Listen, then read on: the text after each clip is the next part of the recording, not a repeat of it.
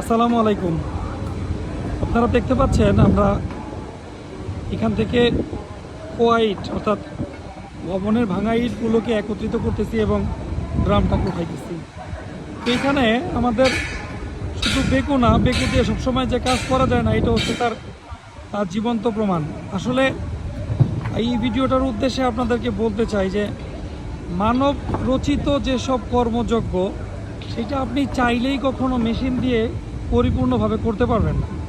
হয়তো বিষয়টা এইরকম যে ইঞ্জিন দিয়ে আমরা অনেক কিছু করে ফেলতে পারি, অনেক শক্তিশালী কাজ করে ফেলতে পারি, কিন্তু হাতের ছোঁয়ার কাছে কখনোই সেইটা অনেক বেশি নৈপুণ্যতা পাবে না। এটা হচ্ছে তার প্রমাণ। আপনারা দেখতে পাচ্ছেন আমরা হাতে করে ইট নিয়ে এখন আবার ড্রামটাকে উঠাইতেছি, অর্থাৎ সমস্ত ইট চলে যাচ্ছে ড্রামটাকে আমাদের গন্তব্যস্থলে।